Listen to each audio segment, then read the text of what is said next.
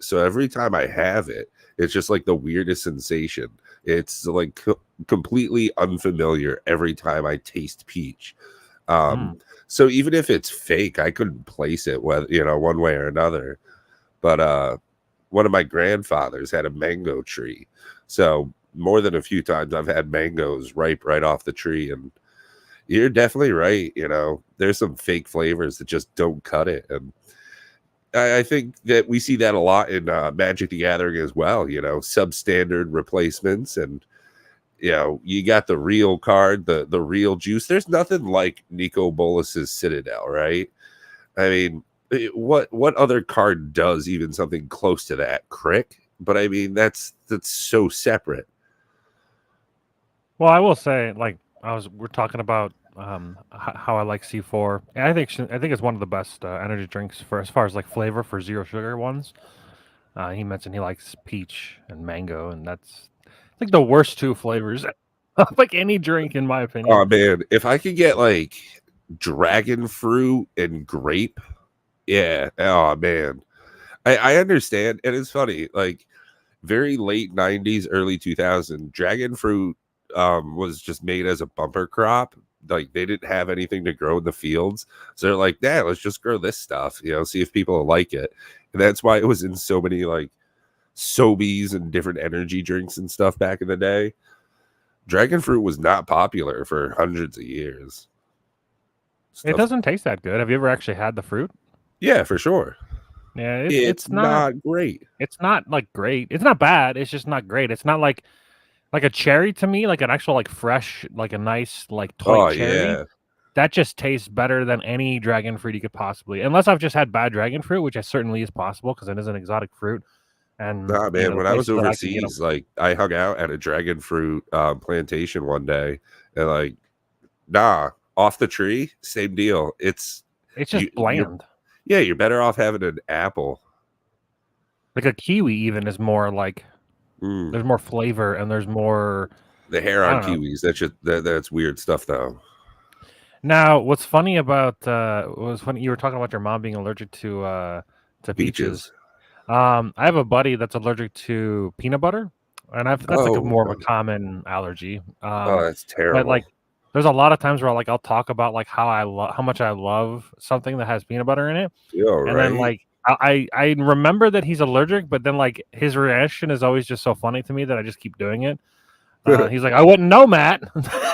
I have no idea how good Reese's king size cups are. He's like, he's like, to me, it tastes like straight poison. He's like, if the moment it touches my tongue, it feels like it's like burning it. I'm like, oh, Right. like, Tastes like well, my throat is swelling. yeah. Well, no, it's not swelling. It burns. It like actually Oh. like burns him. That's what I And thought. I thought speaking it'd be of, like you just get a little swelling, you can't breathe, maybe a little bit. Not that big a deal. yeah, some people though just can't hack it. You just want Uh, to breathe 100%. Like, come on.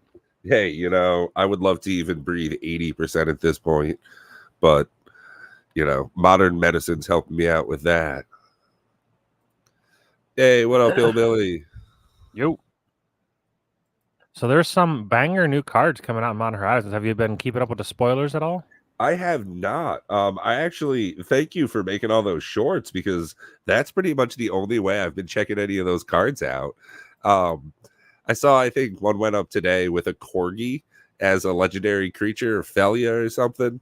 Really Yeah. disappointing card, but adorable artwork. Yeah, Felia the exuberant shepherd. Which bugs me that I know they're not saying that it's a shepherd dog. They're saying that it is a shepherd, one that shepherds, but But like like, come on, it's just a do better. corgi. So like I don't know, it's a little annoying. I know that they're not the same thing, obviously, but yeah. So there's a new one that was just released today. Oh, pop it off.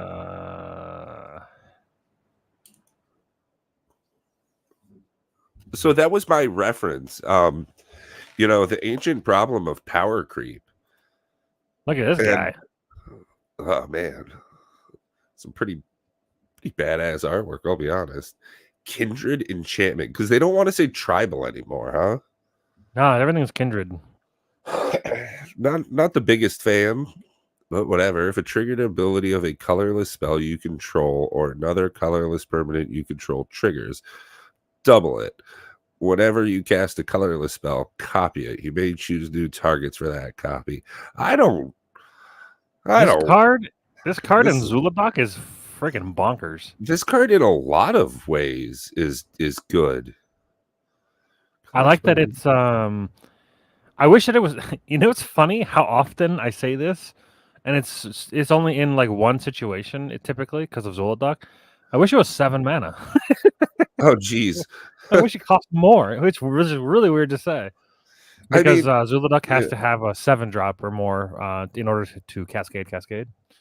So And I've got there's to say, so many 6-drops that like prevent the cascade from happening. It's just there's annoying. 2 things I like right off the 3, I guess, honestly, right off the bat when I first read this card. 3 things that I think really jump out for me as far as this card. Number 1, the casting cost includes 3 of those colorless mana symbols, like the waste or desert producted ones. Yeah. So you definitely have to build around having this in your deck, or you have to have something that already utilizes this. So it really jumps out to be Eldrazi. And point number 2, it does have the Eldrazi tagline. So there are instances where if you are searching your deck for a um, creature type, you can actually search for this because this counts as an Eldrazi card. So you can find this easier in your deck. Number 3, the artwork bleeds out of the center frame in a way that we don't normally see. It's like halfway to borderless. Yeah, they've been doing this with the colorless cards recently. I really like that. And then I guess number 4, just as your bonus, thing's really powerful. I mean, my first thought was, how can I put this in non-Eldrazi decks? Because there are a lot of colorless permanents you control that have like enter the battlefield triggers and stuff like that. I mean, Thrumming Stone. If I could double trigger Thrumming Stone in my Rats deck, shut it down. Like, this has got a lot of juice to it. And like you said, I think the Zoldoc, Eldrazi enchantments and stuff like that, that's probably where this is going to shine the most. Well, Zuludoc's ability is a triggered ability from Cascade. So instead of cascading twice, he'll cascade 4 times. Right. Why not? That sounds great. Yeah, And more then also, win. not only will you trigger 4 cascades, but actually, now that I think about it, you're going to get double of everything you cascade into because the entire Right. deck's All those colorless. other like ETBs. So you're going to get as 4 well. cascades and then 4 copies of whatever you cascade into. That's actually insane. So I guess this is the classic win more type card, right? It does by itself, it's not going to do the closeout maneuver. But if you put this in a deck where things are already happening, it just, like you said, is going to ramp that up to 11. I feel like in any Eldrazi deck, this is like a shoe-in. Like you automatically put that in. I actually feel like in Modern, this is going to be a banger too. Because they were already playing, there was like a colorless like Tron style deck. And there's no reason why they wouldn't play this because they play things like they play Karn that goes and gets colorless creatures. What is a win con?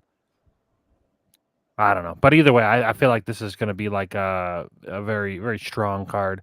That one and then like this one, people were comparing this one here to Up the Beanstalk as being in Modern as being a power level of Up the Beanstalk.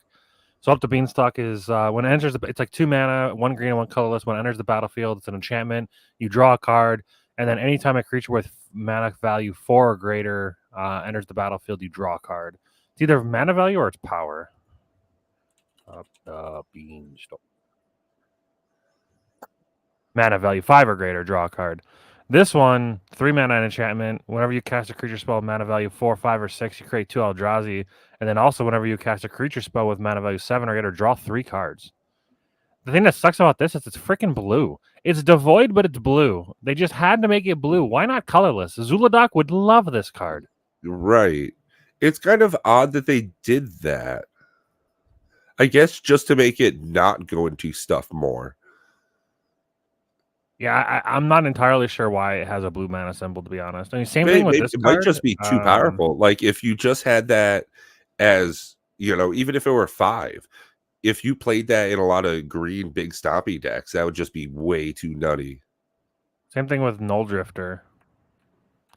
Oh, yeah, they just throw It that has an evoke evoke down cost there. that's Yeah. blue. If this didn't, this would be insane in Zuladoc because you'd get the double cascade. You'd be able to That's draw 2 some gnarly cards. artwork too.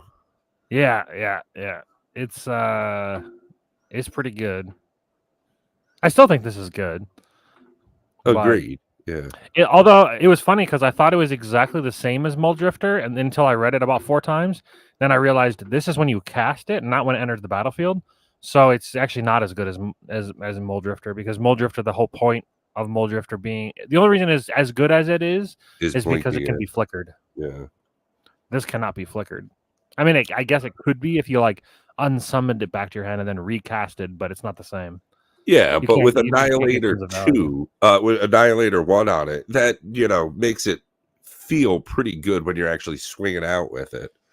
Oh, I actually think this is unplayable because it has that blue mana symbol. I don't know what blue deck would play this in Commander. I don't know if Modern Horizons or Modern is going to play it, but like in Commander, like can you think of a blue Eldrazi deck? Maybe like this one of the Sliver decks that has all the 5 colors, because I think there's Well, I some mean, Sliver just for Eldrazi its decks. evoke cost, though, you cast it for 3 and you draw 2 cards. Yeah, but that's just a divination because it just goes away. Yeah. That's bad. I don't know. Unless you have a way to like get this back, and even reanimating it's bad because then you don't get the draw. Then you just have a 4/4 Annihilator 1. That's not very good. I don't know. That blue symbol really messes. I hate it. It made me so sad when I saw it because I was What like is that, looking at it like, oh, Eldrazi a null dragon drifter right for there? colorless. That's sick. What, this dragon? I don't like this dragon. I don't know. Maybe am I just being? Am I wrong?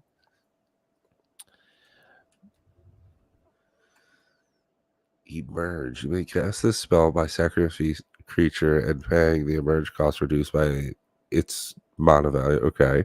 When you cast this spell, you may exile your hand if you do draw 3 cards. Well, that's not wanted.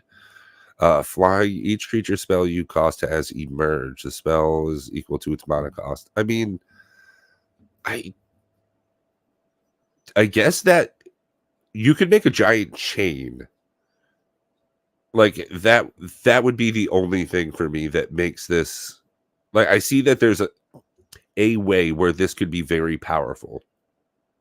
Because you're Well, if it's not, your commander, you're stuck in mono red. If it's yeah. not your commander, then it's just in the 99. I don't know if there's if there is a merge decks. Like I don't know if that's like a popular archetype. I've never seen it. I don't normally like you can go to themes. I highly doubt a merge is going to be on this list. Can I just type a merge?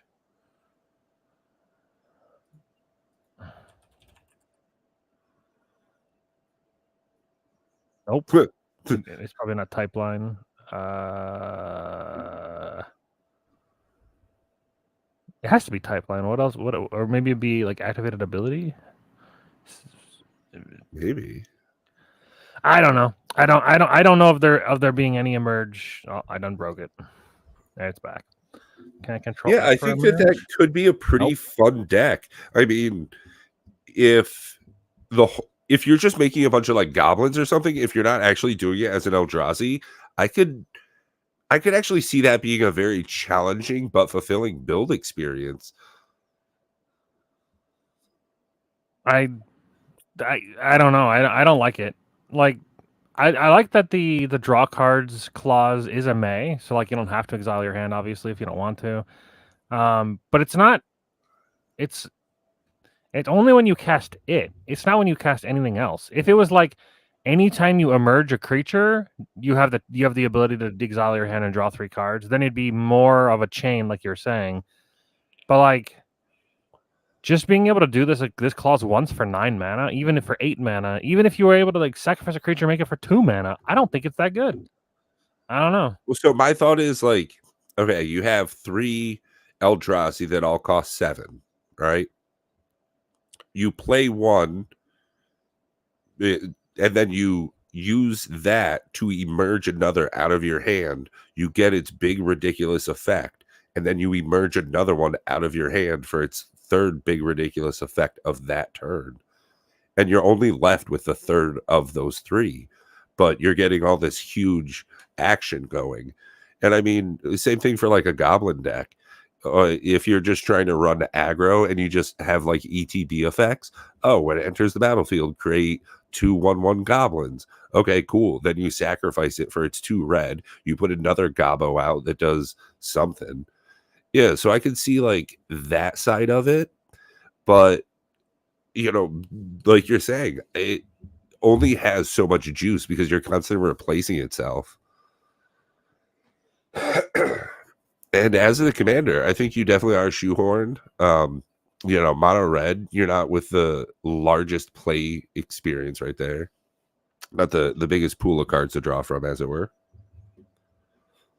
Yeah, I don't even know if this is a real thing. This guy's trying to make a Muldrotha emerge deck. Is that an actual thing? I mean, Muldrotha is cool and everything. I know, but like the... nobody's actually doing it. No, I think it'd be fun. Not a single deck submitted on EDH Rec. Hey, I think this is going to be something I try and do, Matt. No, I know. Like I'm not saying it can't be done. I'm just saying it's not good. Yeah, it just and it makes doesn't jump out as like, hey, this is what you do with this card. Which is a little sad because when I look at this card, I'm like, oh, sick. An Eldrazi Dragon? That sounds cool. But like in reality, you're looking at it and you're like, but why?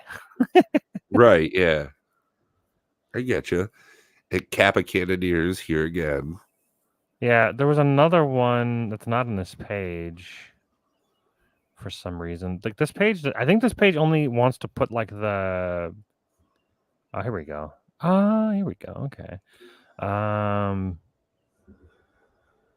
new Titan that has escape. Interesting. Or is that not new?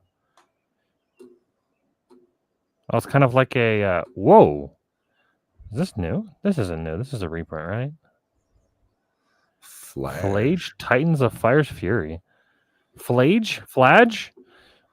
Whenever it enters the battlefield or attacks, it lightning helixes. And he's only 3 mana. Well, 4 mana to escape it. This has to be a reprint.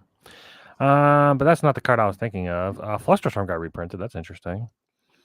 There's a new commander. It is called the new Myco. Where's it at? It's a new landfall commander. It looks super fun.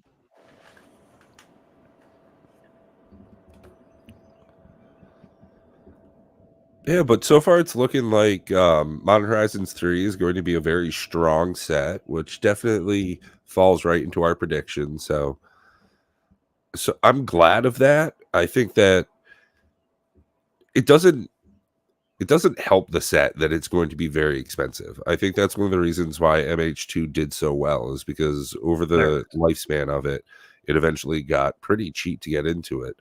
This is going to be an expensive product. So the Necrobloom, it's a what is that color combination? White, green, black. What is that? Not band. Whatever that's called.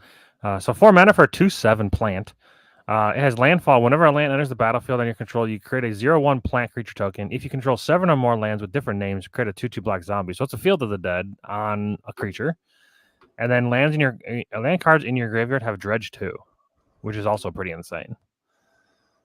That just means that any land in your graveyard can be gotten back to your hand for just any time you draw, which is pretty powerful. Huh. So this will just be a really nice landfall. Obviously, you're going to run Field of the Dead with this. You'll want to run lots of landfall triggers stuff, which is going to be easy in this color. Yeah, absolutely. This seems like and it's only 4 mana. I like it. It's cheap. Yeah, 2/7 too. So it's got a real big booty. So it could actually be an effective blocker. So I think it'll probably stay on the battlefield. They made a Marionette Master that's cheaper. It's not as good, but it's Marionette Apprentice. It has Fabricate 1, it's a 1/2, and whenever another creature or artifact you control is put into a graveyard from the battlefield, each opponent loses a life. Marionette Master is normally 6 mana, so getting this kind of effect is pretty good. I only for 2 mana, very strong. I actually learned the power of. You remember Mirkwood Bats? Does that sound like a card you remember? It sounds like two different cards I have forgotten. Oh, those. Maybe it is Oh Mirkwood my Bats. god, that dog. I So new people live downstairs in the house that I'm living at, and they got this yappy little mutt, and all day it has just been barking, and I already feel terrible, and I just want to yell at this dog, and it's not their fault. Mirkwood bats flying. Whenever you create or sacrifice a token, each opponent loses a life. Oh, So every treasure you create is they're yeah. losing 2 life. It's fucking wild. I had lots of fun with Mirkwood Bats and my really bad dice rolling deck. If I could play this as my commander, I would. Like this is a commander would be busted. So that's something. Shout out to Big Box Dave. Last time I hung out with him, we did this crazy draft where we had Jumpstart as like the base of the deck, and then we each had one pack of Time Spiral Remastered, and you could use one of the cards from the TSR pack as a commander, even if it was just a regular card like this. So people's like build experience was totally different. I used the Llanowar Elves as my commander. And like, man, that was so effective. Like command zone ramp in a format like that. Yeah, this guy right here, 1 mana for a 1/1 first strike lifelink with Ascend. At the beginning of your end step, if you've gained life this turn, you create a 1/1 white cat token.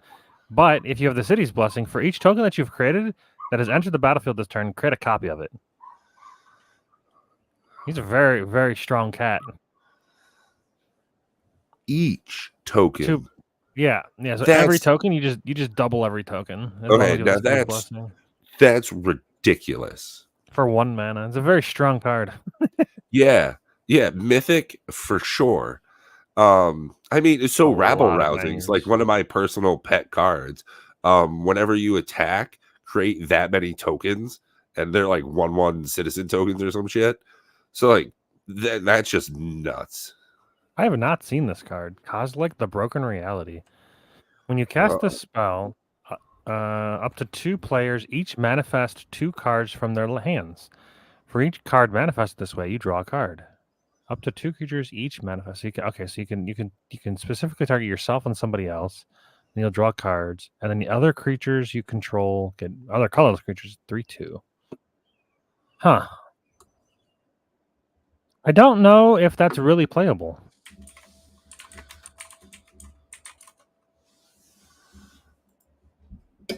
That's why would you want to do that? Yeah, I'm like I trying to mean, more think if there's bodies like on the a field. colorless manifest deck, because like, so I was initially thinking, I'm like, okay, so if you manifest to turn up anytime, so it has to be a creature card in order to flip it over. So it'd have to be creatures that you don't want to cast. Like in like a Zuladoc deck, it'd have to be creatures you don't want to cast, from your hand, because if you want to, the only way to get the Cascade from Zuladoc is to cast it from your hand. So manifesting them is like not good. I guess this could be the commander. You could be playing a manifest deck with Kozilek as the commander, and then, I mean, I guess if you think about it, like if you're manifesting 2 creatures, you're drawing 2 cards, or you can manifest anything. You can manifest lands; they don't have to be creatures, and then they're 5/3 or 5/4s because he's Yeah, making so just them doing that is +2/+2. pretty beasty. So for 9 mana, you're getting 14. What is it? 19 power. That's pretty decent. They don't have any kind of evasion or anything, and you're in straight up colorless. So, but I mean, it's still not terrible. And then you get rid of 2 cards that you don't want, and you draw 2. But it's I wouldn't consider this broken. No, just only in the way where it doesn't work very well. Unless there's like a combo with this that I don't know about, or maybe there's like I know there's manifest decks. There's like ways to like flip cards back over and like getting, but it's not colorless. That's the thing. Yeah. Now this is bugging me. I want to see a Flaggy. Is Yeah. that how you spell it? That It is is flaggy. PH. So it's a real. It's not even a. PHL. It's not even confirmed. It's so leaked. It's not even on Scryfall. So it is a new card. So that means we're gonna get new Escape Titans. That's cool. I like Uro. Uro is really good. Yeah, the Phalanges is the river of fire in the realm of Hades, I believe. Speaking of, hey, thanks everybody for checking out those Hades videos, and thank you, Jawless Paul, for the help on that first one. These are so good. I like these. I like the Flare Denials. Super cool. Very anime-esque. Oh, look at that corgi, though. I mean, come on. It's a terrible card, but it looks so cute. Yeah, I don't like it. It has some potential spots to be played in. I don't know if like other formats are going to want to play it, but how do I get back to the leaks? What's the difference between a leak and a spoiler? Is a spoiler like confirmed and a leak is not? I think spoilers are official. Yeah, these all look janky. I saw Eladamri, which I guess is a card that hasn't been reprinted in a while. Oh, it's just not even. That's just a brand new card. So the article was a lie. Eladamri. So maybe it just hasn't, like, the creature hasn't been like. So this is the old creature, Eladamri from Tempest. So I guess they made a commander version of him, who's pretty good. I know it's a little blurry, so I'll just read it. Eladamri Corvidal, certainly. 3 mana for a 3/3. It's an elf warrior, which is great. Look at the top card of your library at any time.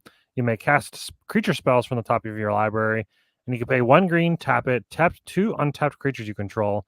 Reveal a card from your hand or the top of your library. If you reveal a creature card this way, put it onto the battlefield and only activate during your turn. Oh, that's just... It's pretty good. It's like an Elvish Piper.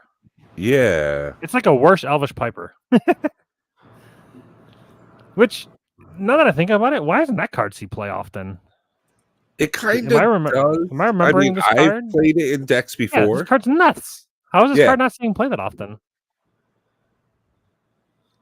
Like, I used that back when I was in high school, and I thought it was really good, so I had a handful of them.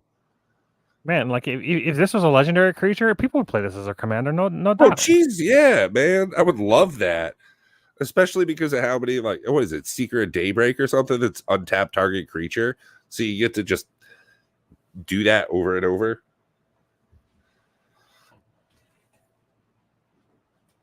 I like that the Eladamri's off the top of the deck as well, so it just adds a little bit extra. You're in mono green if it's your commander, but, you know, that's not too bad.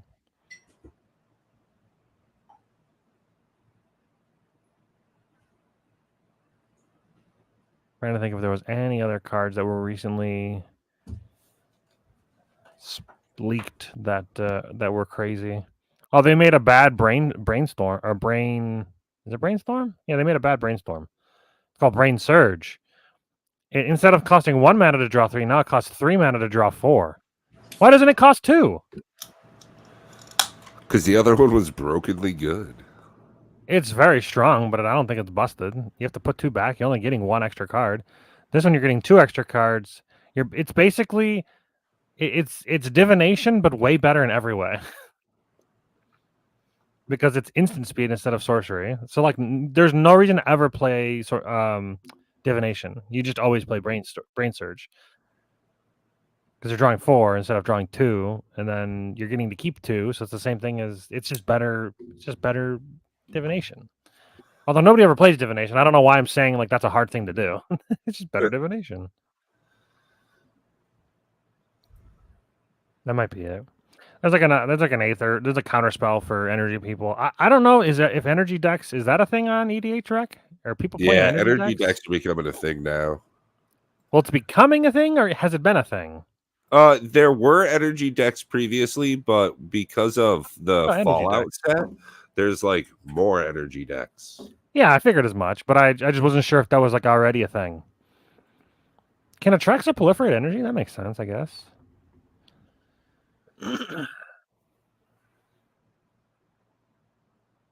Kenrith for energy. Why? Yeah, Nothing that Matt. he. What's your speculation on the Fallout collector box? What's your exit strategy, as it were? I'd like to double my money. If I can double my money, I'm pretty happy.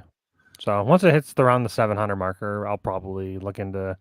Unless it just keeps going. If it just keeps going to the moon, then I don't know. I'll Right.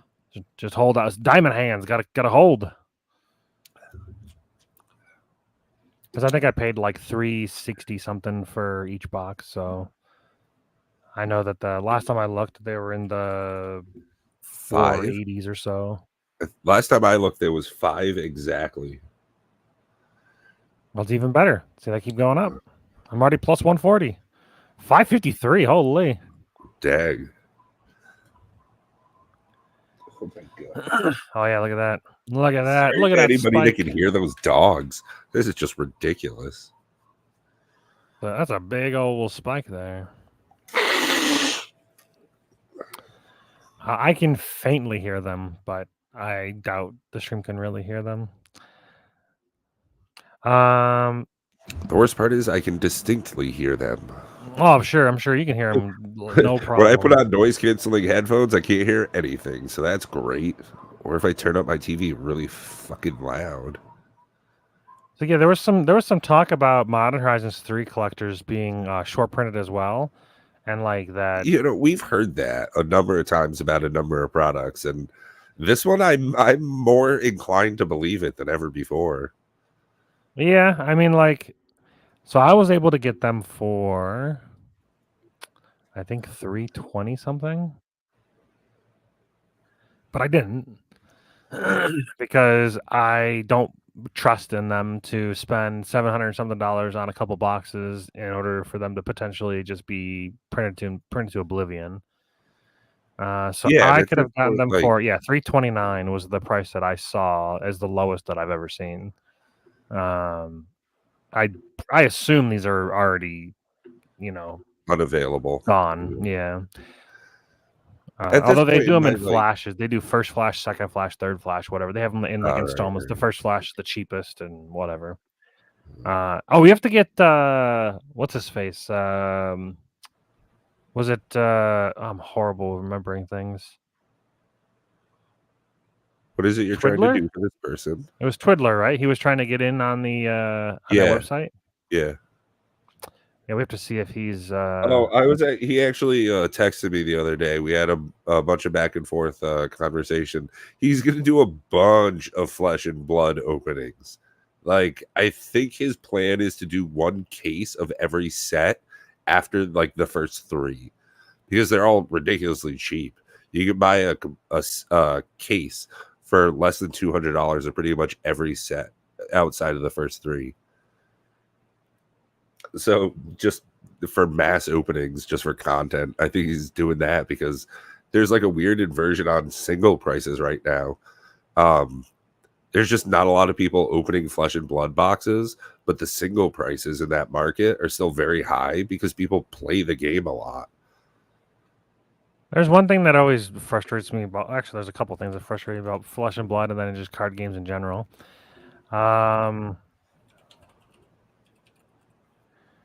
Rampart of Ram's Head. When I first pulled this card, it was $270 for the cold foil.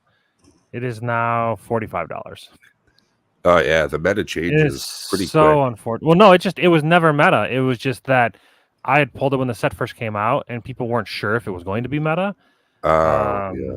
So like when it first came out, it was in like the $200 markers, and I was like, oh, it's a legendary cold foil. It's gonna go to the moon. Don't sell it now. And then it went down consistently since then. It's just constantly just been going down.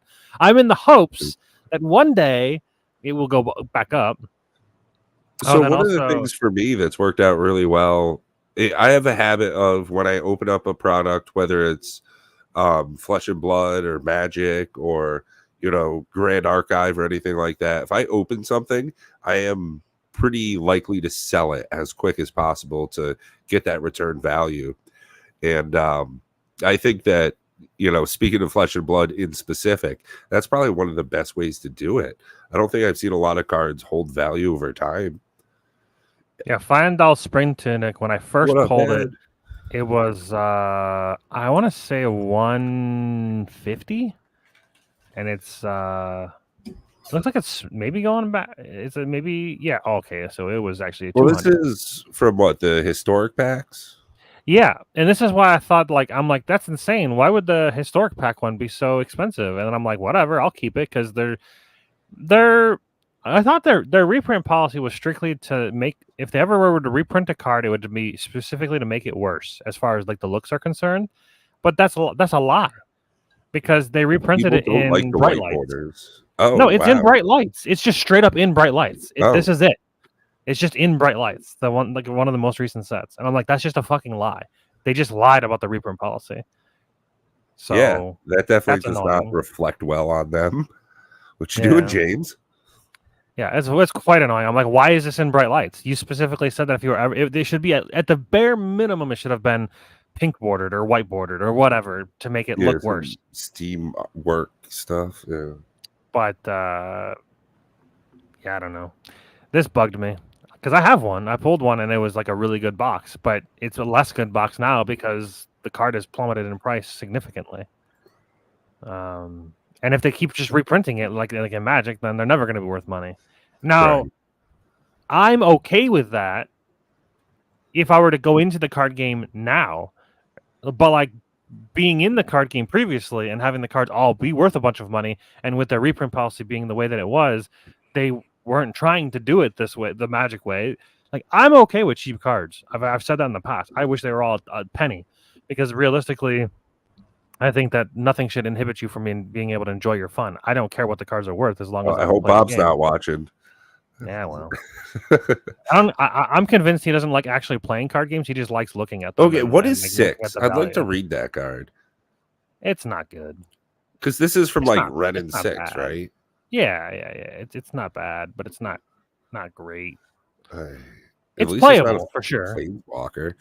Whenever it attacks, mill 3 cards. You can put a land from them into your hand. That's sort of whatever there, I guess. As long as it's your turn, non-land permanent cards in your graveyard have retrace. What the fuck is retrace? The retrace is when you go to cast a spell from your graveyard, you can discard a land in order to cast a spell. So it's not bad. It's a good ability, but I don't This know. seems more work than it's worth. Well, I mean, it's only 3 mana. It does a lot of what it does. So like, because he has the mill 3, you put a land in your hand. You're kind of fueling his like second ability. Yeah, and I guess that you're going to be relying on other cards. If this is Yeah, going you're to going be to be your playing. commander, I don't think this is a commander because with it being mono green, you don't have enough support to self mill lands into your graveyard. Typically, Golgari is what does that the best. yeah, I think, or okay, yeah, Jund. that makes a lot more sense. So if you were playing this in the 99 in like a Jund or a Golgari lands matters decks, this card would be pretty decent because I mean, like, think of being able to like scape shift over and over and over again with a bunch of Or landfall triggers, or the Moldrafa deck, that we were just looking at. This would fit really well into that because you're just getting more stuff into your graveyard, and yeah, I think that is a perfect. well, yeah, place for it. Moldrafa. I actually found out Moldrafa only does permanents, and this would handle the rest of your card types in the graveyard. Right. Oh no, this yeah, non-land. Oh, these are permanents as well. So that sucks. I was actually thinking that this card wasn't terrible because if you could cast like instants and sorceries with retrace, that's pretty strong. But this is non-land permanents, so like you can't even use instants or sorceries. That's unfortunate. I don't think that was required. I don't think. Maybe I'm wrong. I guess being able. Well, I guess if you add in like any extra turn thing, then you're just like you automatically take infinite turns because the Oh, odds of right. you being able to get any like a land per turn is fairly good. In those kind of decks, you're gonna almost certainly be able to have a land in your hand every turn, so you can just take infinite turns. I guess it's probably right. Hmm. Either Yeah, way, I can see, I'm not. I'm if not. they ramped it up too much, then it would be just ridiculous. Yeah, I'm not too. Not too hot on it. This guy's not bad. Ermsker. Urmsker Iron Eater, 8 mana for a 5/5, but it has affinity for artifacts. So you're playing Rakdos artifacts, which is pretty decent. When he enters the battlefield, you draw X cards and you lose X life, where X is half the number of artifacts you control rounded down. And you can sacrifice an artifact, and Urmsker deals damage equal to the sacrifice artifact mana value to any target. So you can kind of fling any artifact. That's pretty nice. And this, I think this makes affinity really good. Like, I don't know how strong affinity cards are really, but like typically affinity cards are a lot of mana because you have to reduce the mana cost for for your artifacts. So they're typically like 8, 9, 10 mana, but then they have affinity for artifacts, so they're way cheaper. So this allows you to like start flinging artifacts that are really expensive, but you know, they're cheap for you. 4 mana is a bit much though, but you know, like something like Spine of Ishsa, that's like an artifact that I can see like being nice because it's not affinity for. Oh, actually, Spine of Ishsa. Yeah, so if you can give a way to have this have affinity, which I'm pretty sure there is a ways to do it, but when it enters the battlefield, destroy target permanent, and then when it's put into a graveyard, return it to your hand. So you can like fling it for 7 damage. It enters the battlefield, kills a target. If you have affinity for artifacts, it's put it down for free, kill another thing. The only problem is that you have to pay 4 mana for each activation, and that's kind of a lot, unless you have infinite mana, of course. If you have infinite mana, then this is just to kill all your stuff, all your opponent's permanents, and burn them. So that's decent. Yeah, I could see it getting out of control pretty quick because artifact affinity decks, I mean, are really strong. They're usually like blue though, which is what's kind of stand out as far as that goes. Also, okay, this card. Have you ever seen this card before? Deserted Temple, yeah, I think so. This doesn't seem new to me. Why don't people play this? I feel like in any deck that plays Gaia's Cradle, Shrine to Nykthos. I've had this in one of the early builds of my Edric deck because it had that Elvish guidance on it. So it was like, oh, untap this land to gain another 14 green because you're gross, Pat. Yeah, that's what I'm saying. What I don't see this. I don't see this in decks at all. Oh, plus sometimes when a land becomes a creature, and you're like, I'd like if this 5/4 land was, untapped now. Do people actually play this card? No, nobody plays this card. I'm a nobody. In 0% of decks. I love how like it's less than 1% in decks, which is insane to me. I feel like in any decks that play Gaia's Cradle, I guess it'd be in utility lands. Yeah, Cabal Coffers, Gaia's Cradle, Cabal Stronghold. I feel like Ancient Tomb's not really a good example. Nykthos Shrine of Nyx. I just don't understand. It's just free value. It's like insane value. Urza Saga isn't a terrible one to have. Just keep making the constructs. I guess you can really only do it like 4 times, depending. Yeah, Deserted Temple is pretty solid. I didn't know it was like I thought it was a brand new card. I'm like, this card's nuts, and then I learned that it was a reprint. I was like, lands are like one of my things I focused on as far as like collectability. I think lands and like modern generation have been one of the most important things. And even to where we are now, I think things that produce mana are probably the most valued collectible pieces.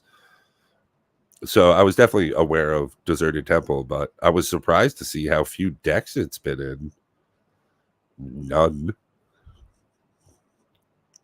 Bunch more energy support as well. Yeah, I think they're leading back into it again. And I've read this card multiple. Why do I keep doing this? I read this card multiple times, and I'm curious if you read the card the same way as me. What do you think about this card? All right, for 2 red, you get an enchantment.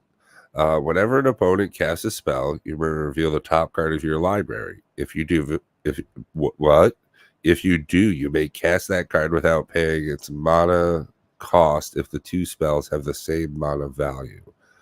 Okay, so you play something that has CMC 2. I reveal the top card of my library. If it's a 2, I can play it for free. Yeah, when I read this card, and I think I read this card at least 4 times, I kept reading it as the same name. Because Counterbalance is the other version of this card that is the same name. So in Commander, it's so unlikely that you're going to have the same name pop up. But now mana value, however, well, this card especially can definitely see some play for mana value. Sensei's Divining Top, can't you do that in response to somebody playing a spell? Yeah.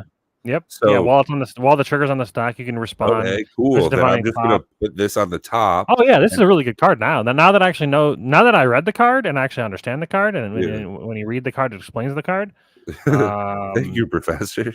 Yeah, exactly. So it makes more sense now. This card's cool. I'm gonna make a short on it because I didn't. I'm like, this card's terrible. But, I mean, this definitely looks like it should go in Kaikar, just for funsies. This will go in my Plarg and Nasari deck if I ever get around to building that mono red deck that we talked about last week.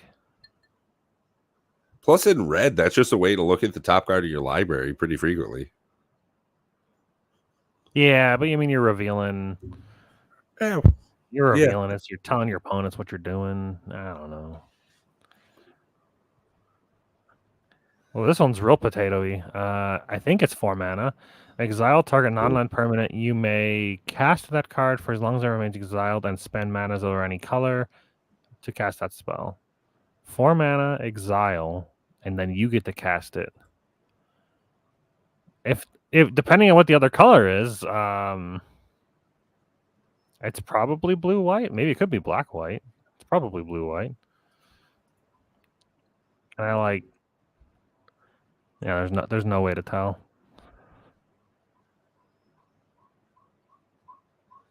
Yeah, I think that's pretty good. Like, if you think, like, I don't know. The first thing I think about is exile your One Ring. I get to cast the One Ring. That sounds pretty good to me. That's a good trade I like to do. One of the difficulties, I don't know what the cards actually says. Like, as far as the mana value, that definitely changes what it is. No, I mean it's well, it's either blue or black. I don't think it's any other color. Yeah. It ain't gonna be green. Like like white green. I guess it could be Selesnya. It's gotta be blue or black. Yeah, I've never understood why leakers almost always decide to take the lowest quality garbage pictures they can when they leak stuff. Betting it's white-black due to the flavor text. Even without the flavor text, the last 2 lines of the card read very black. That's what I'm saying. It's white or black. It's gotta be white-black. I mean, the card itself looks like it would be Orzhov. Yeah. Just by the artwork, High Priest of Eternal Pilgrims. I. Yeah,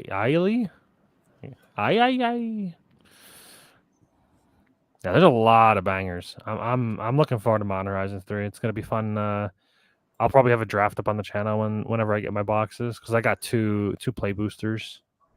Open one, have the other one for whatever. The last time my buddies and I drafted OTJ, that was really fun. Is that still doing good? What's the OTJ? What's the OTJ set? How's it doing? What's the outlook? Is it still strong? 140, still strong for the play boosters. Collector boosters 216. Yeah, still strong. Yeah, people are liking them. I got my play boosters for 116, I think, or 113. And then I got my collectors for 189 or 182 or something like that. Yeah, my buddy came over a couple days ago and we opened up a box of Dominaria Remastered Collector. That was very fun. Got a bunch of Worldly Tutors, Vampiric Tutor, Enlightened Tutors, the whole dealio. It was a really good experience. Yeah. Look at this cycling cost. What the heck? Wow, that's perilous indeed. That's pretty bad. Yeah. And then it's The actual card itself, I don't know if I think it's good or bad or not. It's just like a worse Terramorphic Expanse. Well, no, because you can use the mana right away. Terramorphic Expanse can't do that. Enters the battlefield tapped. No, I know, but it taps for colorless itself. Yeah, which is just like, So if you need yeah. the colorless right away, you can play this, tap it for the colorless, we're good. And then whenever you get around to when you don't want to tap for colorless, if you need another color, I guess or if it you want makes like a it mildly landfall better in trigger, that way, but then you have to, like, because of the 3 color pips down at the bottom, you can't play this in very many decks at all. I don't know if that changes its color identity. Yeah, for sure. Like I know that if does cycling change the color identity? Because that's similar to like its evoke cost, right? Oh, whoops. Because that's an ability on the card. You're probably right. I'm not even sure if we've ever seen cycling that is like colored mana. Probably. It just makes it really, like, in that sense, disappointing. But the few decks that it could go in, good. In a 5-color deck, my Morophon Slivers deck would enjoy it. That'd be good for a lot of color fixing. But on the flip side of it, like, what other deck is it going to go into? Red, white, and blue. So, I mean, it's Jeskai, so I'm pleased with that. I like Jeskai. America. Yeah, right. I don't read them in order because it's like that's one of the funny things. Is when I made my Kaikar deck, I was like, "This is just America, red, white, blue." Baby. It's my 4th of July deck, except I play it as often as possible. And then they've got these 4 cards here that we don't know what the backside is. They only took a picture of the front. That's because Grist could be pretty sick, but I don't know what the back part is. When he enters the battlefield, or another creature enters the battlefield under your control, if it entered from your graveyard or you cast it from your graveyard, you may pay a green. If you do, you transform him. But I don't know what his transformed version does. It's only half the equation. Exactly. And to my knowledge, there isn't the other half that we know of. Unless it has been spoiled since I've... Pearl Ear Imperial Advisor. Shaman spells you cast have affinity for auras. What? Well, that's very strong. Whenever you cast an aura spell that targets a modified permanent you control, draw a card. It's also very strong. Oh. 3/4 lifelinker for 3. Yeah, that's a very strong commander. That'll definitely see play. Yeah, I mean, even in, the 99 of a Voltron deck, that's, yeah. Or as the centerpiece of that.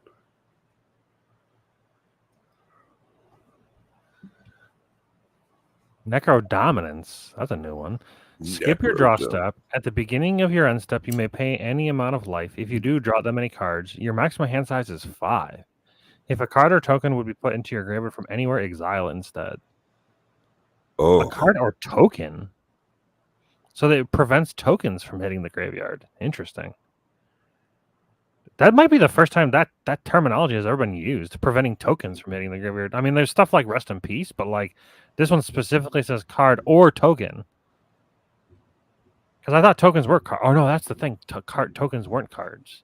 Tokens are not cards. Yeah. Yeah, so that's very interesting. So this one specifically prevents tokens from hitting the graveyard. Huh. I don't think this card's playable. The maximum hand size reduction is pretty bad. I mean, I guess you can still just draw at the end of your turn, so like it's yeah, really but you still have to you. clean up. You never can get around your cleanup phase. You still have to discard down to your max hand size, no matter what, no matter when this happens. So like, you're always going to have the best 5 of however much you draw, so that's not terrible. And then any card you discard goes, leaves. Yeah, this card's bad. Never mind, I take it back. Because any card you discard just leaves completely, like forever. And even if you had Reliquary Tower, saying you had no maximum hand size, it would be 5 still, right?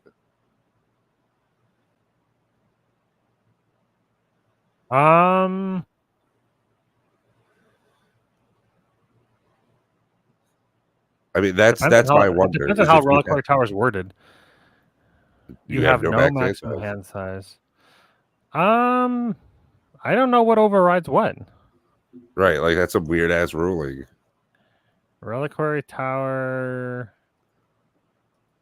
I'd have to think of another card that makes your maximum hand size less. And max hand size reduction. What happens when two different cards change your maximum hand size? If multiple effects modify your hand size, apply them in timestamp order. For example, if you put a null profusion and enchantment that says your maximum hand size is 2 onto the battlefield and then put a reliquary tower onto the battlefield, you'll have no maximum hand size. However, if those permanents enter the battlefield in the opposite order, so it's whenever whenever Okay. the last thing enters first. So as long as you play, okay, so yeah, as long as you play the Necrodominance first and then play the reliquary tower, then you're okay. Okay, then this got pretty good again. Well, I mean, then you just play Necropotence. Necropotence Yeah. is just better in every way. Necro. Yeah, except Like, for the price tag. Is that thing typing is like hard. very expensive? Like $10. Yeah, I was wrong. Yeah, the cheapest one, $10. But yeah, so it's the exact same mana cost. It's an enchantment. Skip or draw step. Whenever you discard a card, exile that card from your graveyard. Okay, so it still has this clause, which I didn't realize. Pay 1 life, exile the top card of your library face down, put that card into your hand at the beginning. So you're not drawing it as well. So this clause, not drawing it could be good because it can get around stuff like Shieldred because you're not drawing it. So, but then of course as well, if you want to play with Shieldred, you want to play Right. this. That's the flip side This to is it is if you want this to is lean into potentially that. better. Where'd it go? Oh yeah, so Necrodominance is potentially better for stuff if you want to draw them. You may pay anyone if you do draw that many cards. Yeah, so also they're both pay life. Yeah, they're both pay life.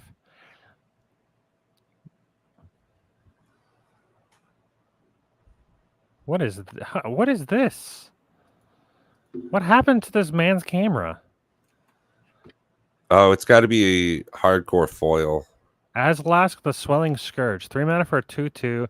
When it or another colorless creature you control dies, you get an experience counter, and then you can pay Wooburg. Creatures you control get +X/+X until end of turn, where X is the number of experience counters you have. Scions and spawns you control gain indestructible and Annihilator 1 until end of turn. Ooh. Dag. This is a very interesting command there. You could definitely build around that. Scions and spawns. Like, there's lots of things that make scions and spawns. They get X+X or X number of experience counters. Wait. Yo, this card's nuts. Every spawn you sacrifice, the ones that give like colorless mana, Yeah, that it's just going gives to an give it experience a counter. counter. And then Yeah. you pay the Wooburg cost, and all of a sudden all your dudes get fucking +10/+10, Annihilator 1, indestructible. I can see that Scions being and spawns wrong. gain indestructible and Annihilator 1. Everything else just gets XX for experience. Yeah. But still, I mean, Yes, for a you play all the casting things that cost, make scions and spawns. yeah. And for 3, it's so low to the ground, and it's in 5 color. So there's your 5 color Eldrazi. Tasty. Can I do and? How many scions are there? There's only one? Wow. I think that's All right, just well the token. that limits that completely. What about a spawn?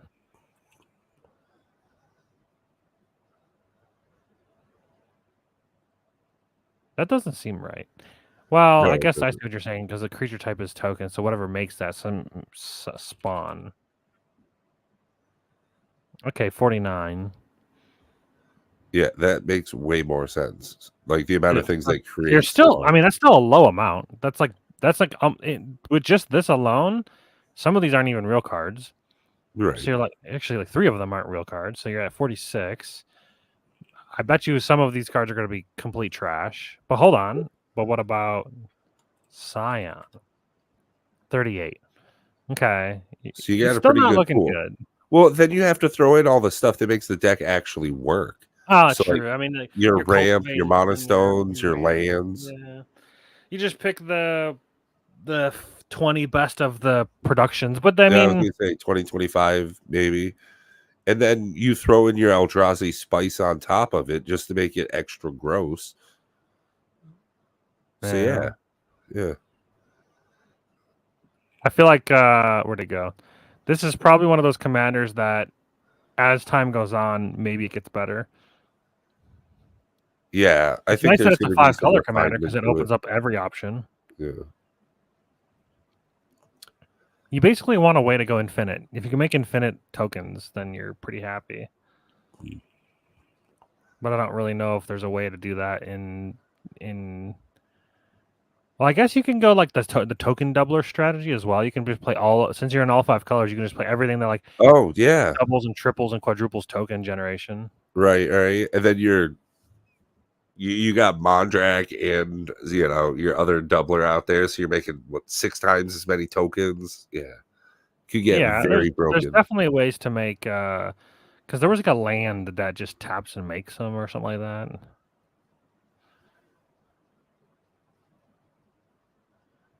Was this for Eldrazi Spawn or Scion? Spawn? I saw it. Yeah, spawning bed. 6 mana, sacrifice it, put 3/1/1s. Okay, that's pretty bad. But I mean, it's actually extremely bad in a 5. But this one here, Skittering Evasion, create 5. So 5 Eldrazi spawn, and then if you have any kind of double production mana, then then you could like Snapcaster Mage, flash this back. Oh I my don't know. god. Yeah. Another one of those cards that I don't ever see play that I never see play is Snapcaster Mage. Well, I I mean, you feel could like just it's such a strong reiterate it. card, but nobody plays it. I mean, if you're playing red, just use like reiterate. Just double it. Yeah, you can just Boom. copy it. Yeah. Yeah. You may sacrifice a red creature rather than pay the mana. To copy target instant spell sorcery, you may choose new targets. That's pretty good. Oh, this is the Echoes of Eternity, but like the full art one. It has like a bunch of like weird hands reaching out of It's coming up buildings. an elevator shaft. What is this? I think Like, those are what is this, buildings. an episode of Chainsaw Man? They look like Also, buildings. shout out to Chainsaw Maybe? Man. It's unclear. It could just be any kind of structure. Yeah, Aslask could be interesting. Aslask? Yeah, the Swelling Scourge. Maybe there's even more cards in here. Ooh, there's a new Ulamog. Ulamog the Defiler. Whenever you cast a spell, target opponent exiles half their library. Okay. That could just be game ending right there. Ulamog enters the battlefield with a number of 1/1 counters on it equal to the greatest mana value among cards in exile. Okay. Ward And then he gets sack Annihilator X, permanent. where X is the number of 1/1 counters on it. What? Dude, and that Ward sack 2 permanents is just like Annihilator 2 as Ward. Yeah, but if you exile half of somebody's graveyard, hit a 10 drop or a 7 drop, he gets Annihilator 7 or 10? Half of their library. Yeah. And then he enters the battlefield with a number of 1/1 counters on it equal to the greatest mana value among cards in exile. So if you exile somebody's like 7 drop, then he just hits 7 counters, so it's a 14/14 for 10, and it has Annihilator 7 with Ward sacrifice 2 permanents. Yeah, So this sacrifice 2 thing's like permanents, ridiculously broken. it's generic enough to it's not At least too it doesn't bad. have any of those bullshit like when it dies, just put it back in your library mechanic. Oh, true. I don't really love the art either. It looks like somebody like took 2 different arts and like copy pasted them together in like paint. Yeah, I'm not a 100% clarity though. I don't think they have room on this card to put in the whole put it back in your library mechanic. Oh, Like they there's could just make that so, text smaller. so They many could add words. that line on there. Why not? Huh. I'm definitely playing this card. Like he's going in the Zuladoc deck. There's no reason not to. Disa the Restless. Whenever a Lurgoyf permanent card is put into your graveyard from anywhere other than the battlefield, put it onto the battlefield. Okay. Oh. And then whenever one or more creatures you control deal combat damage to a player, create a Tarmogoyf token. What the hell is that? Oh, they made another Lurglyph. How many Lurglyphs are there? There's a couple. Actually, there's a good number. Yeah. How do you spell Lurglyph? LHUR. LHUR. How many Lurglyphs in the colors of Jund? Commander, red, green, a black. There are 9. Oh, what's a Plus Lurglyph 10. token? A Tarmogoyf token. Oh, it's just a straight up Tarmogoyf. They've tokenified Tarmogoyf. They've powercraft Tarmogoyf so bad that he is now a token. Yep. That's so good. So whenever a Lurglyph card is put into your graveyard from anywhere other than the battlefield, put it onto the battlefield, and then whenever one or more creatures you control deal combat damage to player, create a Tarmogoyf. Huh. Is that good? I think so. 5 mana for a 5/6 in Jund. So if you deal damage to 3 different opponents, you get 3 Tarmogoyfs. You just have to be able to get stuff out of your hand or mill yourself. And then there's a new Lurglyph here that's probably not in this list. Barrowgoyf? Yeah.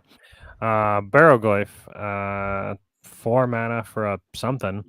Power is equal to the number of card types among all graveyards plus 1.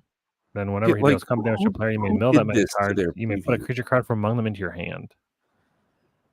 Yeah, like I don't understand why. Like, how does that even happen? I feel like it's done on purpose.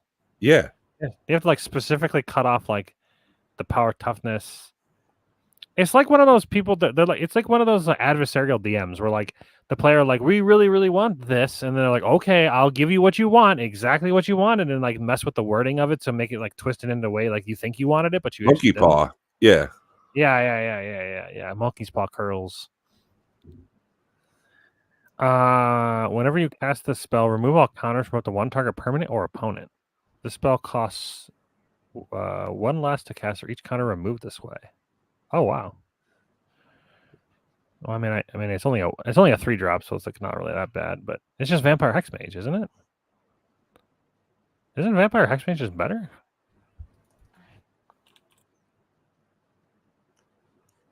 Sacrifice, remove all counters for target permanent. Oh, but it can't do players. Like experience counters, you can remove energy counters. From target permanent. So you could just kill a planeswalker like that? Well, yeah, that Vampire Hexmage has always been able to do that. But I'm talking like Mutated Cultist has permanent or opponent. So you can get rid of their experience counters. I think energy counters. I'm not entirely sure where energy counters go. It might be just be on you. Huh. Yeah. Selective obliteration. Each player chooses a color. Then exile each permanent unless its color or only its color is the chosen color. Choice. Oh. Well, there's another Kindred instant. Target creature control gains protection from each color until end of turn, but you can overload it for 5. Each creature control gains protection from each color. That's pretty good. Yeah. Although it's very expensive, though. I was gonna say, was it Brave the Elements?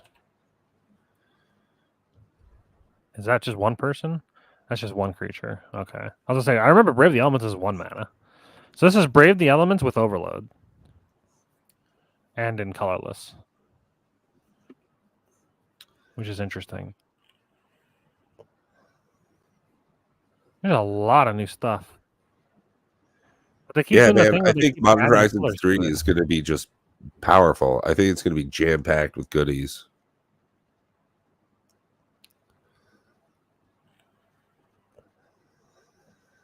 And, you know, that goes back to the title of the video here. It's an ancient problem. Is the easiest way for them to sell more product is make it stronger, more powerful, up the ante. Ooh, Hey, what up, Twiddler? Hey, Twiddler, you ever get your invite? We are just talking about that a little bit earlier. The invite to the MVP store thingy.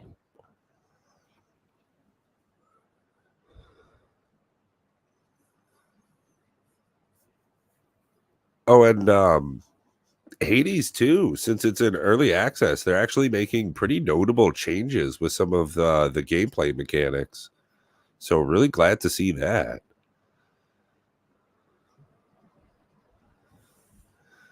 Twiddler says he sent them a message. They responded saying email them. Okay. Yeah, that's what the instructions said to email. Awesome. Hey, best of luck in How does that. Bloodthirst do? If an opponent was dealt damage this turn, it comes with a 1/1 counter. Oh. Then I emailed them and they told me to email again when I get my order, which I did. Have not heard anything back. What? That's so weird. Why do you have to confirm you have the order? That doesn't make any sense. It's like, Make yeah, sure I you got it. Yeah. Who cares? Just say you got it. Like, yeah, okay, I got it. Now what? You want me to do the hokey pokey? Like, what do you want me to do? Maybe there's like a code in it or something. Excuse me? What This up, guy Mrs. Hillbilly? How you doing tonight? This guy just says tap, create a 10/10.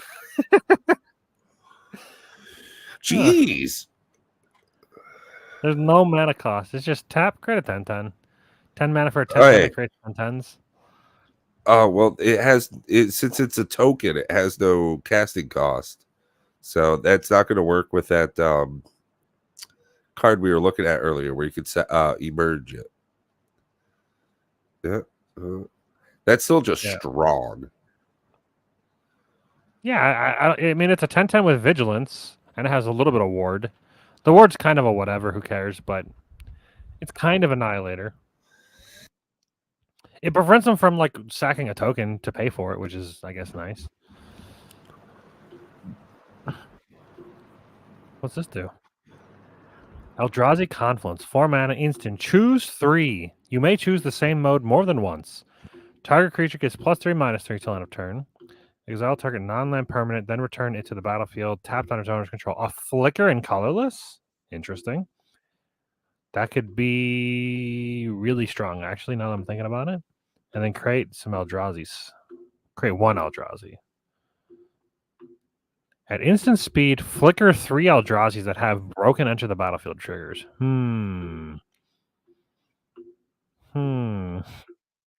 Although a lot of them are cast, to be fair.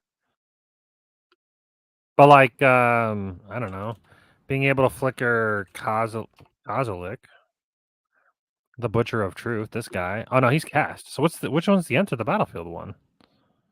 Is it the Great Distortion? No, that one's cast too. Ah, they're ruining everything. The majority of them are cast because of, like, tricking them in. Yeah, you don't want to trick them in. Well, I mean, you want to trick them in, but they don't want you to do it. Yeah, right. How do I... Ooh, time for more Dayquil. Dear sweet Dayquil. Alright, so this is my current deck for Zuladoc. So what enters the battlefield? This one's cast trigger. Is it just bad? That's a cast trigger. That's a cast trigger. Those are cast triggers. That's a cast trigger. That's an attack trigger. That's a cast trigger. That's a cast trigger. Okay, maybe flickering is just horrible. That's a cast trigger. This is a cast trigger. And look, that's a cast trigger. Okay, so what's the point of this?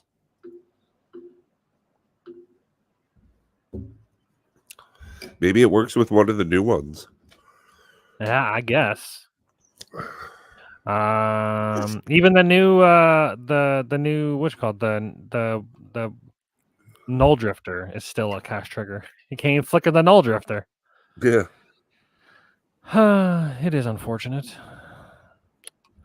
Tempting offer. Choose target instant or sorcery spell. Each opponent may copy that spell and may choose new targets for the copy they control. You copy that spell once, plus an additional time for each opponent who copied that spell. You may choose new targets. Oh, so wait, hold on. Hold on. Can you zoom in on that one? I can't read it. I just read it.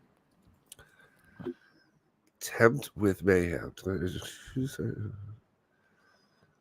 Oh, it has to be each opponent.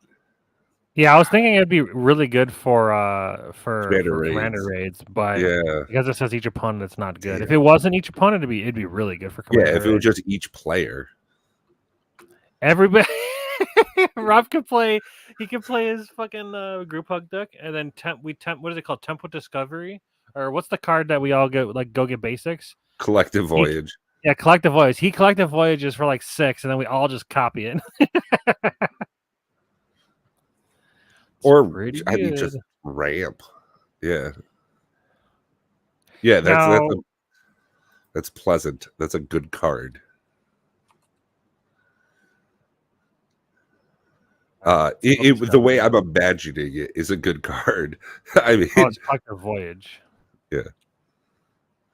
But for that, I don't think it would work out the same way because you have to pay into it. No, I'm thinking it. I'm on a different path now. So the wording on it is each player searches their library for X basic cards. So if you copied this, if somebody were to collect a voyage and then you were to copy it, each player would then do that twice. That's pretty decent. The problem is that I don't run enough basic lands to ever take advantage of this. So Right. it's a moot Yeah. point. Like in my colorless Cascade deck, I think I'm running 2. Where's wastes at? W, isn't it? I have 2 wastes. So I can go get 2 basic lands. Woohoo! Because basics lands suck. Yeah, it says you. They're good. They're utilitarian. They have a purpose. Infested Thrinax.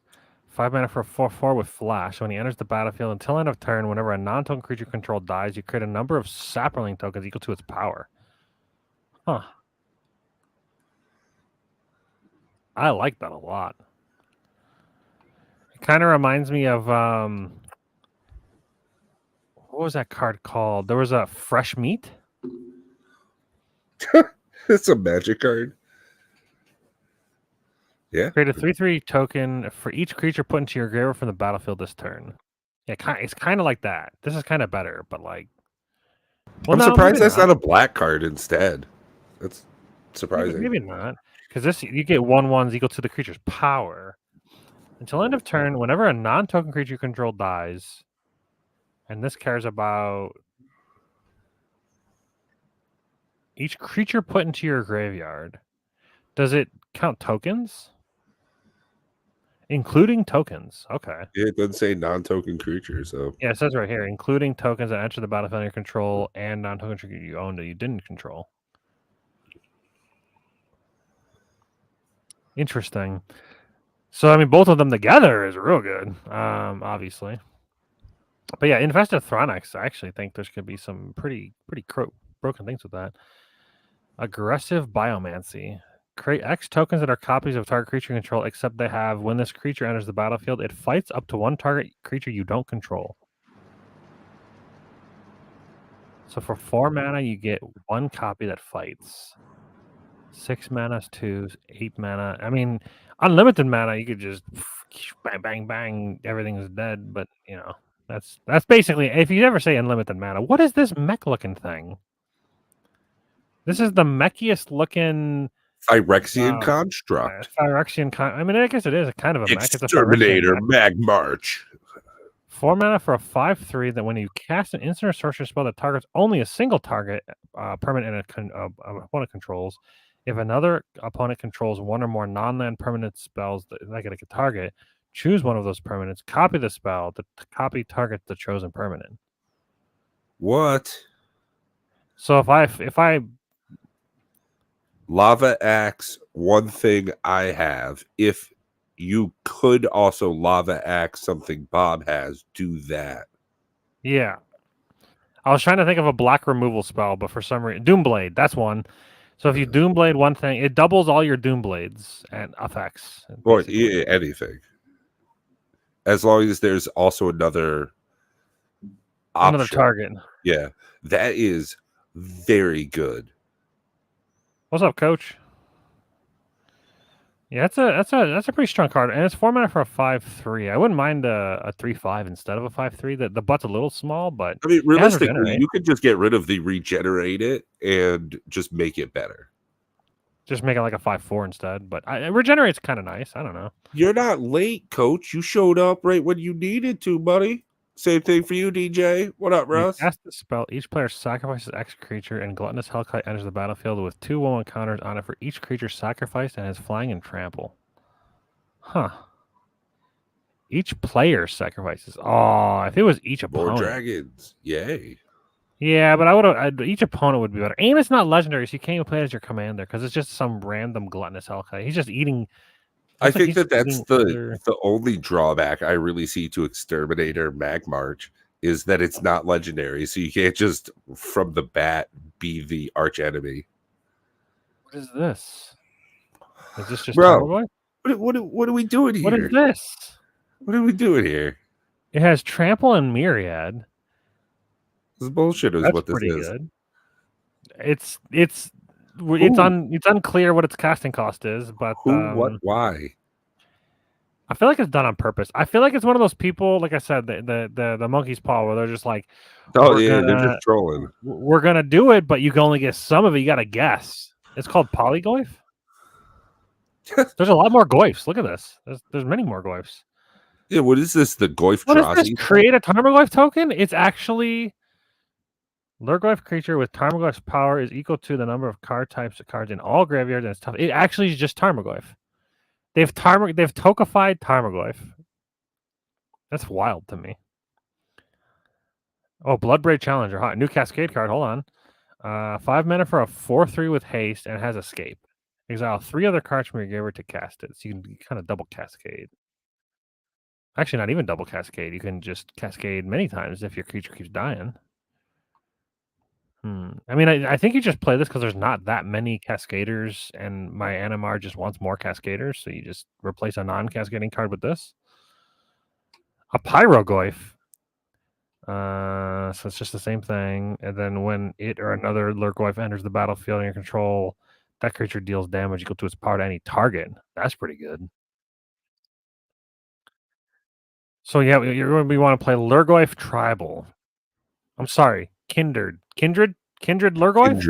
Kindred Goif.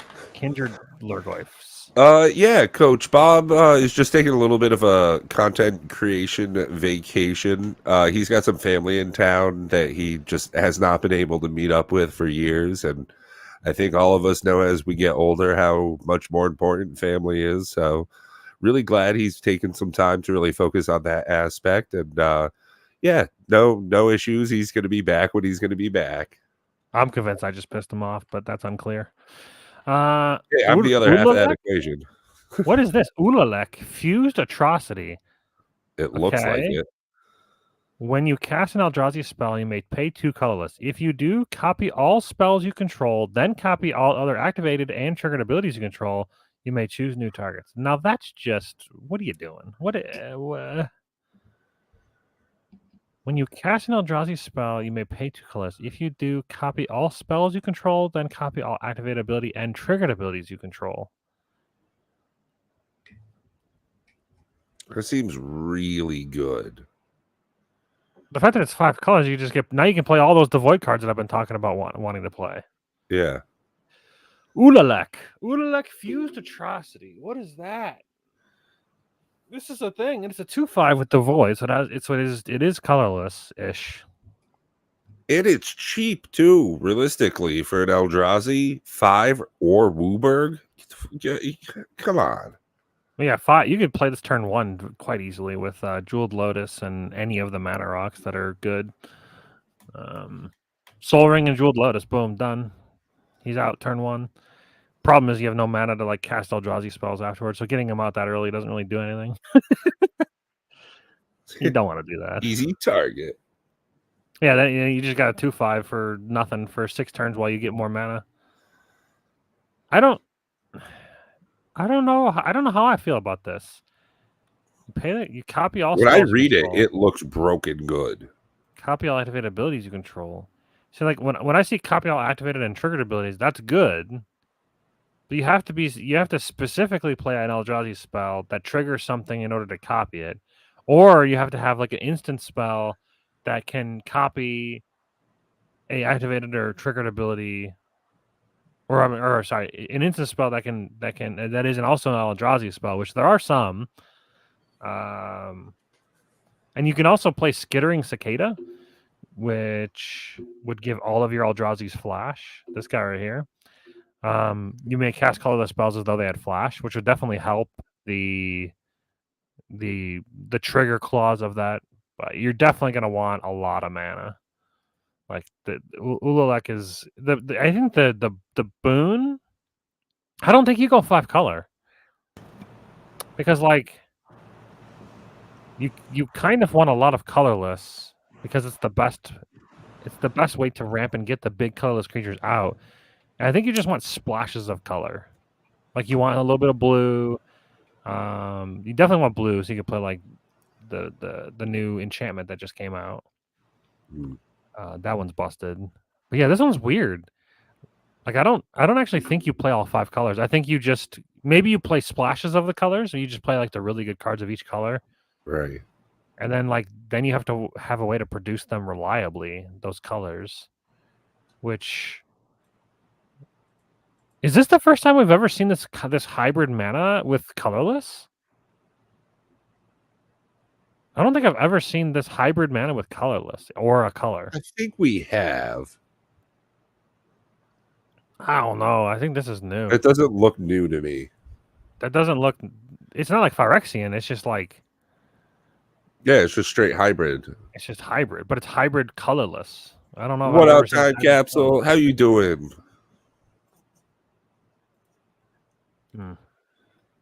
Well, that's all the current leaks.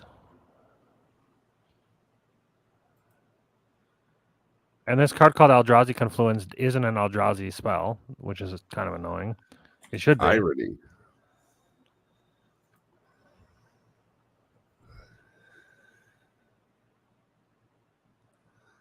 Yeah, I think there's going to be a lot of power in Modern Horizons 3, and it just again goes back to the ancient problem that Magic the Gathering's had is increasing power just to be able to sell the set more. And I think this is a great example of that. So no matter how you look at it, there's going to be just jam-packed full of goodies in these boxes, and it's definitely going to alter the landscape of both Modern and Commander.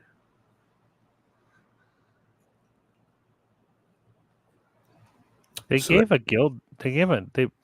of reprinted Gilded Drake. Wow. When it enters the battlefield, exchange control of Volatile Storm Drake and target creature an opponent controls. If you do, you get 4 energy, and then you sacrifice that creature unless you pay enough energy equal to its mana value. Which, if you're playing an energy deck, this is just a Gilded Storm Drake, which is interesting. Which I think is on the reserve list.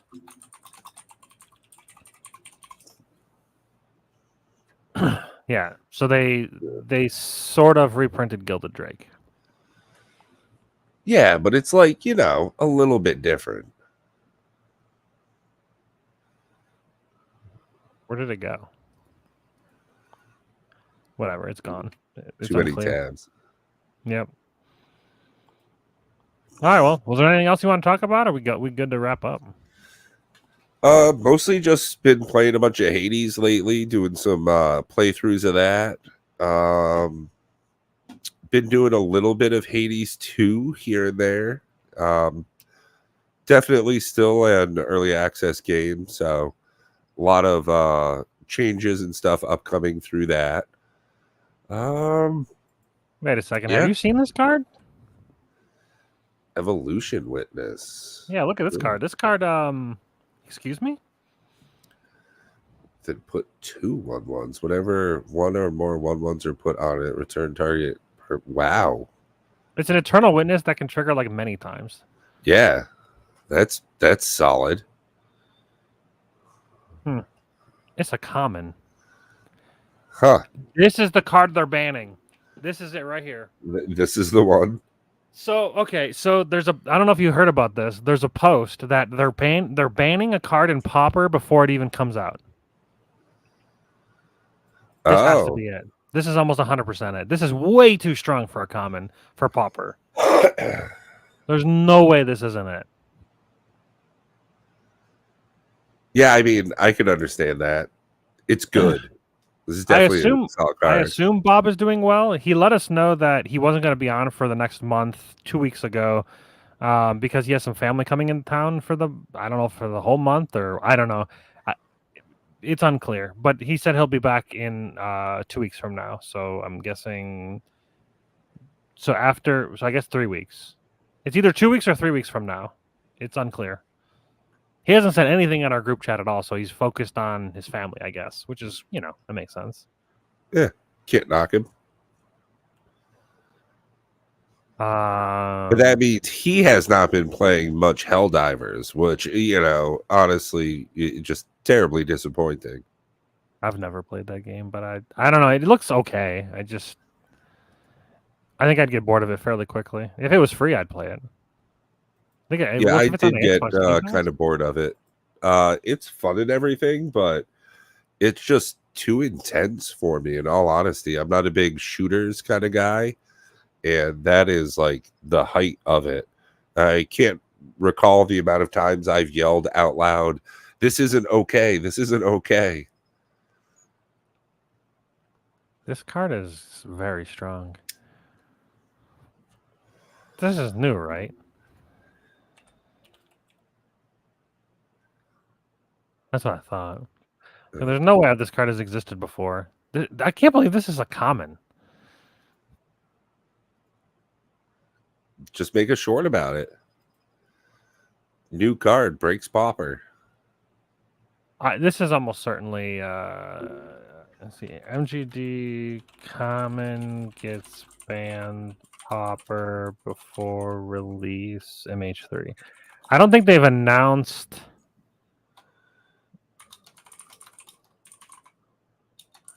Oh, have they announced it?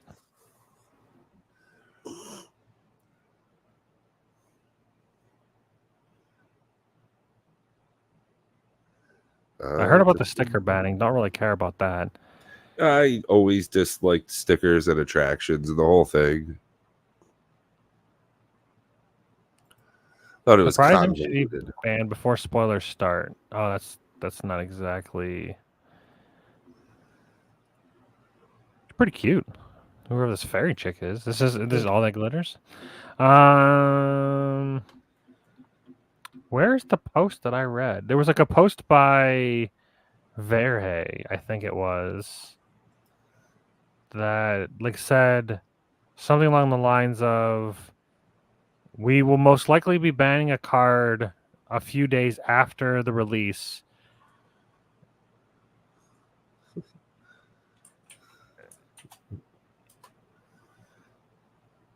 Is it just...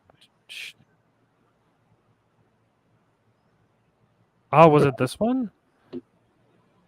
Pioneer. There was like a post specifically that mentioned that it was going to get banned. It was in this dude's thumbnail, but I don't want to watch the video. I just want to see the thumbnail. Can you not autoplay? Well, there's a feature to not autoplay, so you can actually see. There's one comment from Modern Horizons 3 that has a high likelihood of needing to be banned in Pauper, as it is like a card we have banned in the past. Wrong chat. So it actually might not be that card, but is Kappa... Wait, hold on. Is Kappa Cannoneer a common? There's no way. No, I thought that was rare. It's like a rare at least, right?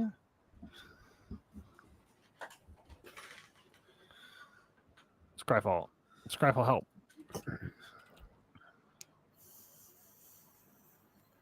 How many Kappas do you think there are? Okay, there's just 3. It's a rare. Was it ever any other rarity? What the hell rarity is that? Is that a common? Bottom left of the card. It says rare. What? How is that a rare? Oh, I see it now. It's just you have to scroll way into it to actually see the color of the gold. I don't know why it's so subtle. It looks very black at first. So it can't be Kappa Cannoneer because it's a rare. So unless they downshifted it. Oh my god! If they downshifted Kappa Cannoneer to a common, I'm just getting rid of like all of my collection. Like this is so what? ridiculous. So this dude's thumbnail just makes no sense. Yeah. What is this thumbnail? What is this thumbnail trying to say? Clicks. All that glitters is clicks. Kappa Cannoneer? That doesn't make any sense. It's clicks, baby. Well, I only clicked it because I wanted to see this, wherever this is from. There's a whatever that. You. Well, the sticker cards are absolutely banned in the following formats of today's announcements. Get banned. I mean, so apparently Rudy just put out a video 4 hours ago saying that Flesh and Blood's Mist Veil goes on to allocation with stores. So it looks like it's going to be a pretty sought after set. I don't get. I think Rudy's hyping Flesh and Blood just so it doesn't die. I don't think I think he has so much of a position into it. I think that it's like MetaZoo where he's terrified that it's gonna die. Yeah. And he doesn't want another card game to die. So I think he's just overhyping it. Because every time a new set comes out, he's like, oh my god, it's the best thing I've ever seen in my entire life. Yeah.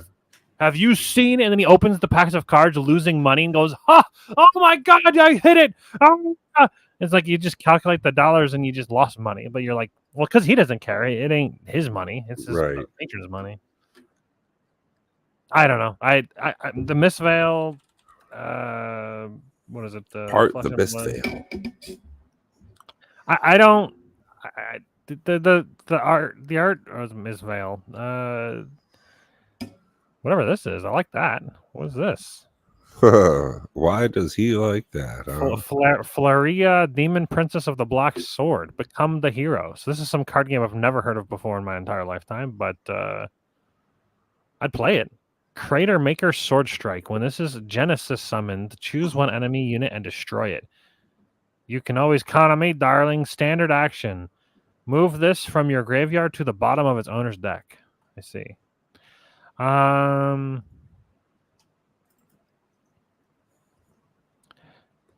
think maybe I'm just so far removed from Mist Veil that like he was talking about this trailer being like the second coming of Christ, and I just don't understand.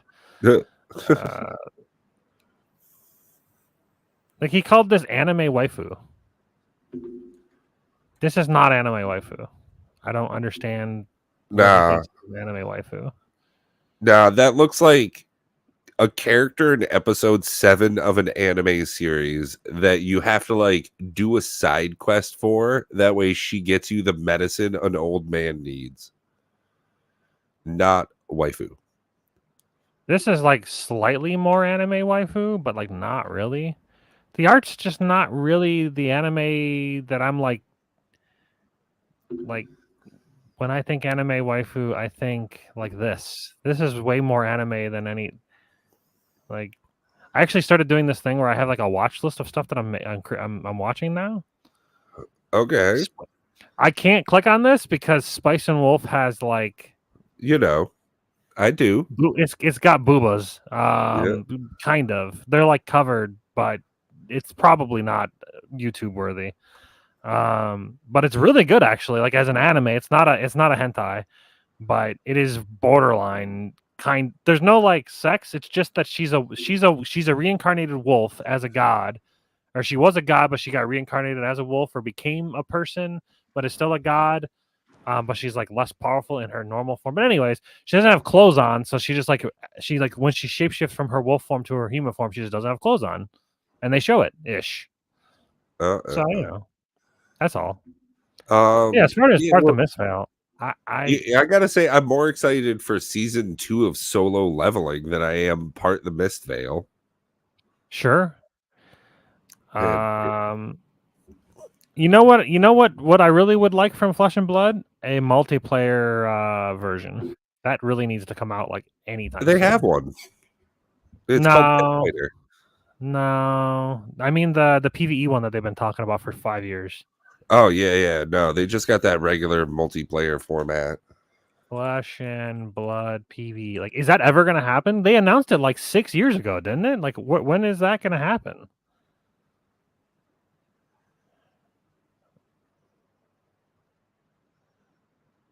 Let's see. What other anime have I been looking into here?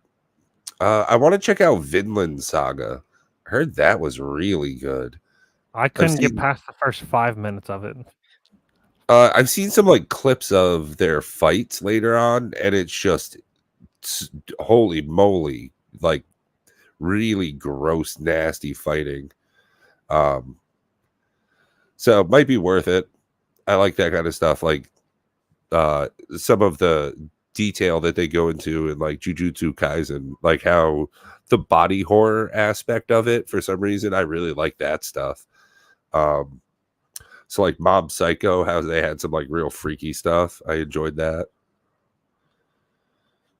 I can tell you that of the ones that I watched recently, chilling in another world with level 2 super cheap powers is very good. Yeah, yeah. I've Um, actually seen some of that one now. Remonster is really good. That's Yeah, the whole yeah, first season's out. yeah. I'm Can't wait to watching that finish it. one. Spice and Wolf is good, but it's another one of those. It's brand new, so Yeah. like you have to watch it episode by Simulcast. episode. The Rising of Shield Hero. I watched all 4 seasons of that, or 3 seasons of that. That's pretty good. I The start. beginning of that was so tough for me. And I think it's something that's like the clash of American and Japanese culture. The idea of blackmail and like being betrayed is such a through line in a lot of anime series that always has a terrible time translating for me. And the first half of season one of Shield Hero, that was a really off-putting beginning arc. How like downtrodden his character was. Yeah, it's yeah. So like TLDR, the character gets some like it's like a standard like the world's in peril and they have to like summon people into their world to like save their world because any people they summon they're like stronger than people that are in their world or whatever. Yeah, But they summon 4 different heroes that have like these like god weapons. And then the shield hero, they summon him in, but like the shield hero, like everybody hates the shield hero and they like blackmail him and like, you know, it's not great, but like yeah, there's a yeah, reason why it's happening. And if you watch the show, you'll understand why it's happening. But yeah, for the first like at least 2 seasons, you're like he's yeah, constantly getting like shit on from people because he's the shield hero because yeah. he like his reputation was tarnished. But by season 2, by the halfway of season 2 and into season 3, he actually has a good reputation. So like, Right. Like there's a it gets whole better. uh arc of that. Yeah, for sure. When I started watching this, it's called Recreators. Um, Yeah. so basically the TLDR is animes start coming to life into like the real world, and the people that made the anime are called the creators. They're the gods of the anime people. So the anime Huh. people see them as the gods basically because they're the ones that they were created him or they Oh, created the whatever the anime was. So like I don't know if I like it or not. I think I'm like 5 episodes in. Yeah, 4 episodes in. I don't know if I like it. It's interesting. It's just what? Out like, of 20? huh? What? Oh, How many out episodes? of 21? 22. 2. Okay. Yeah, I'm not entirely sure where it plans to go. Like Oh, I don't know what it's like. Like they're like all the anime people are trying to get back to their home world, but then at the same time they're also mad at their creators because like most of anime arcs are bad. Like if you think about it, like they're all like the world's dying all oh, the time. Like, right. everything's Yeah. always trying to kill the world. So like Yeah. if you thought about it, you're like, wait a minute. So my creator created this hell world that I've been living in. So now they're pissed off at the creator. Yeah. And then there's some like theory of like one of the main characters. She's like she's like trying to think of a theory of like, well, if you created me and I came to life, can you change me by like writing more about me in an anime, releasing that anime, and then will that change who I currently am right now? So like they try to Oh, like draw a wow. better sword for the one character. She's like a flaming sword and like giving her like a flaming power. So they like typed up something, and then they also like created art for the character to try to see if it would like translate in real time, Oh, but it that's didn't cool. because it didn't. But I think they're still trying to figure out. It How to probably make it will work. work. Yeah. Yeah, it probably will work. It's just it didn't yet. My Huh. assumption, their theory is that like it'll only come to life if the fans believe it. So like they actually have to release it to the public as opposed to just them believing it themselves. So like it has to be like accepted by the masses because apparently only the most popular animes have been brought to life, and it's only like select characters from those animes. Okay. It's weird. I don't know. Like I said, I don't know if I like it or not. I'm on episode 4, and I kind of just stopped watching it. So it's one of those things where it's like maybe it's a slow burn. Maybe same thing with God's games we play. This one's more interesting because this main character. So this guy here, he's a I guess we'll just call it a player. I don't know what other way to whatever they say it. So there's these gods games. You can go into what's called element, which is like God's domain, like actual like God, like up in heaven God, that kind of God. And these gods, there's like a bunch of different gods, and you can go up there and as a team and like challenge the god to one of their games. And if you can beat their game, sick, you did it. If you could beat 10 of the games in a row, the god will grant you any wish you want. Oh. So Okay. what happens is one of the main characters, this chick here, she used to be a god, but she was like, I'm kind of bored up here in Element, so I'm gonna go down into the real world and just kind of like check shit out. Because she was like, well, they're always constantly coming into our world. Why can't we go into their world? Well, she doesn't know that if she leaves Element, she can no longer come back as a god. So she goes down to the normal Earth or whatever, and she's still a god, but she's like way less powerful. So she's not like god level power, but she's still strong. So what ends up happening is those two team up, and she wants to get her 10 wins to be able to go back to Element to become a god again. So that's her wish. She wants to just become a god again. So she's like, well, yeah, let's just beat 10 of the gods games in a row, and I'll go back to heaven. So as I was cruising around Crunchyroll, because that's where I watch a lot of my anime on, I see My Hero Academia has season 7 already started. I tried So watching that. I couldn't get through the first episode. so I don't remember why. it starts off terrible, honestly. Like Well, that could be most why. anime, you have to get through, like, if it's a long running shonen style anime, the first like half season is usually pretty bad because like they have no power. So they really like get their ass kicked because it's, the hero's journey. They have to lose really hard for it to like gain afterwards. And yeah, it's not for everybody, but I definitely enjoy it and looking forward to it because I think this is supposed to be their last season. So I'd like to see how they wrap everything up. Yeah, It when's this definitely got like happening? really badass. When was this released? This article was 2022, 2 years ago. April. So yeah, exactly 2 years ago. So 2 years ago, and nothing has happened. There's been no other announcements for their PVE thing, which is supposed to be. By the way, they specifically state flagship. When I think of a flagship social product, I think that should be something that is like a forefront. You should be like that should be like a thing that's like constantly being updated. Like where the hell is it? Yeah, it's kind of what it means. Like, when you search Flesh and Blood PVE, nothing comes up because they've just completely abandoned it. Huh. Which is mind-boggling to me because I think it'd be a fantastic game. And it's probably the only way I'll ever be able to interact with Flesh and Blood unless I go out of my way to like play it like online or like heaven forbid go to a card shop. Ugh. That's not happening. Yep. Yeah, although well, I have been thinking about it because I want to play more Commander, but I don't know if I'm that desperate yet. Right. This has been great. I'm glad we got to hang out and talk.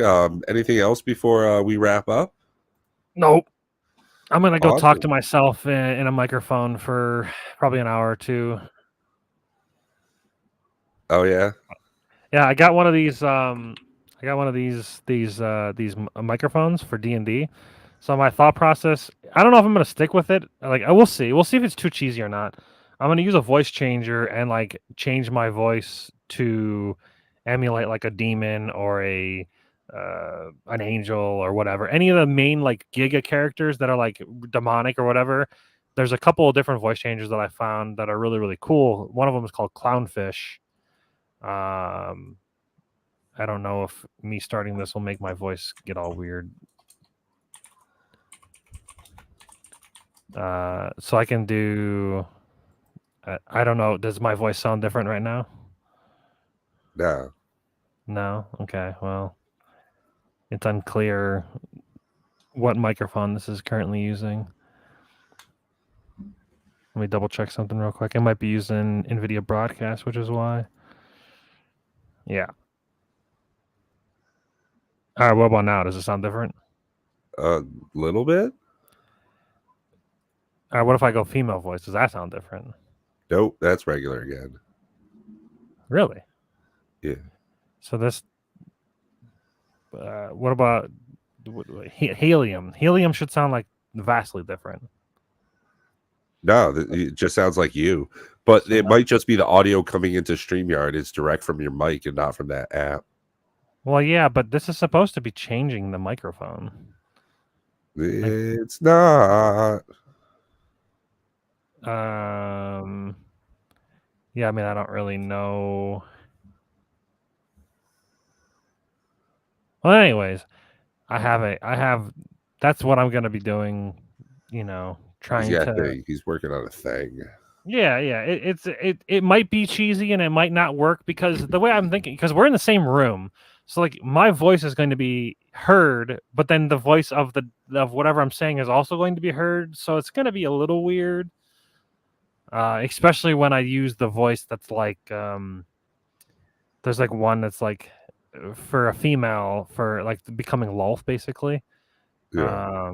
And my voice is going to be there while also the female voice. I don't know. Like I said, it might not work out well, but I figure I'll just try it. Yeah, I mean, worst comes to worst is you use like a text to voice thing and you just write it into something. And then you have Yeah, I mean, I like don't have to do it at read it. all, realistically. Yeah. It was more just, it was $17.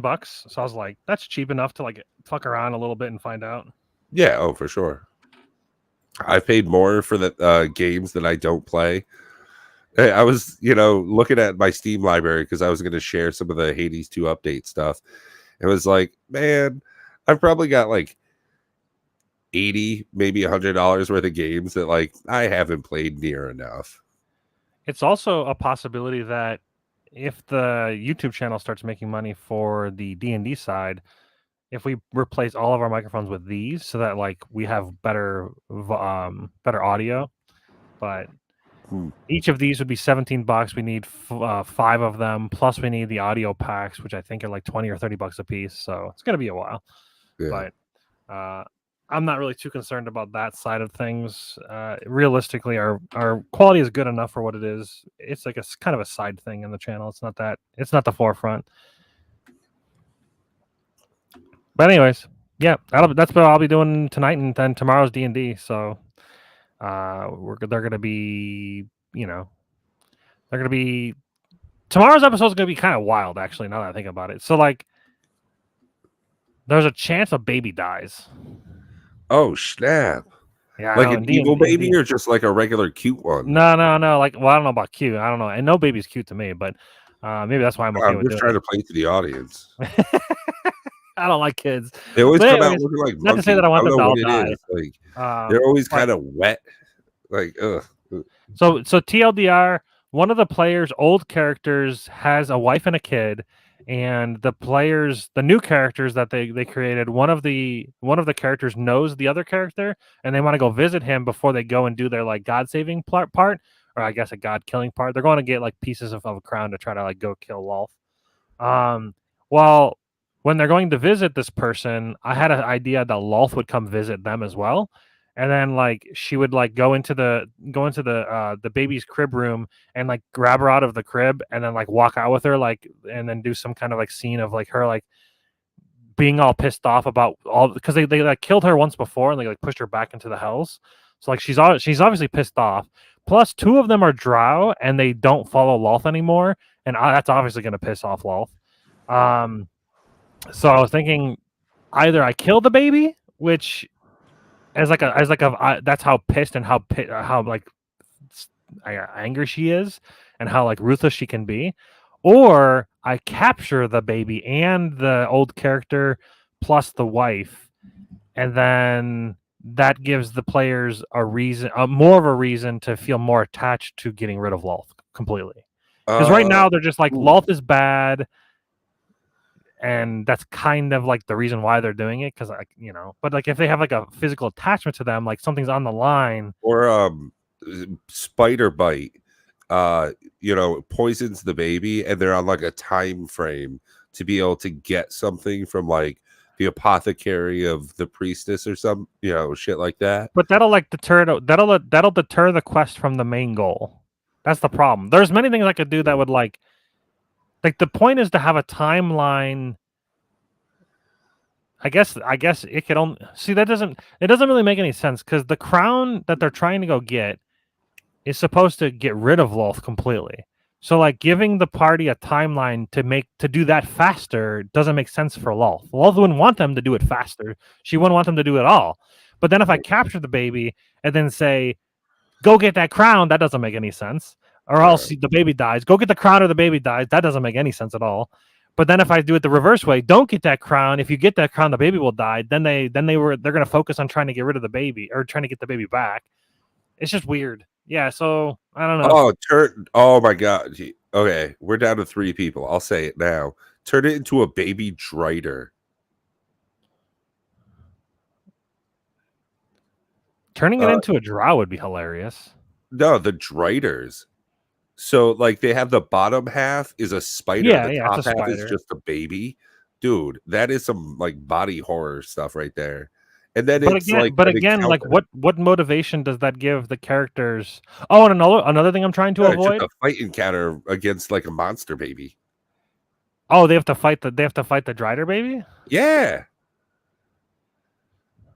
But what does that do? See, the whole slows them down. And it's a poisonous spider baby. So if the purpose of the encounter, well, no, they're level 17. A Drider baby ain't gonna be a challenge. They're level 17. Holy shit! No, yeah, those are the like avatar. The avatar of Loth isn't gonna be a problem. Like the avatar of Loth is gonna be maybe a hindrance. That's the problem. So like, the idea of this encounter is to one, demonstrate that Loth is pissed off and that she knows what they're doing and that she will mess with you. That's like the idea of the encounter. But every time I try to think of a scenario, I think if I piss off the parent of the baby, that's an old character that the player used to play. He's going to want to play that character to get vengeance. That's not what I want. And that's not what he wants. He doesn't want to play his old character. He wants to play his new one. So it's like, okay. So then if I have to capture all 3 of them, the mom, the dad, and the baby, then at least there's something on the line. But why would she do that? Why would she capture the babies? Because spoiler alert, the crown's actually good for her, not bad. She's rewritten history to make it so that like the crown actually empowers her, or it says that it weakens her, and it says that it like gets rid of her for good. But in reality, it's actually a crown that was created to make her more powerful. But the players don't know that. So that's gonna be fun. I'm trying to give them like hints that like the stories don't line up. Like very little people have ever heard about this crown, but the only people that have ever heard about this crown all of a sudden for some reason think that it's like going to hinder her and get rid of her for good. But technically, that's all wrong. It's all rewritten because she's a god, so she can just kind of do that stuff, But anyway, Spider Queen. Yeah. She's the web of lies. Like it makes total sense. Like it's so on point, and I think it's my own plot. I'm very excited for it, but I have to, in the next day before tomorrow, I have to decide what route I'm going to go because it really does change. Hey, my only suggestion is to send Robert Salvatore an email and ask him what he would do. Is he still alive? Yeah, he lives like in Mass. In Mass? Yeah. What does that mean? like in Massachusetts. He's just like hanging out. Oh. He still writes all the time. He's like super active. Yeah. Mm. Oh, dude, the guy's great. He goes to like a bunch of Comic Cons and stuff. Apparently, like Drist was just a D&D character he made and really enjoyed it. So he wanted to like write more about it because they didn't want him to keep playing it all the time. Mm. Yeah, apparently he's just like a diehard nerd. I don't think he's gonna respond to me before tomorrow. Hey man, you never know. He may be. So I have this really cool idea. Send him 2 pages of ideas. What do you Yeah, right. think? Never But yeah, know. that's all I got. Awesome. Well, hey, until next week, y'all been awesome, and we've been Cardboard Odysseys. Take care.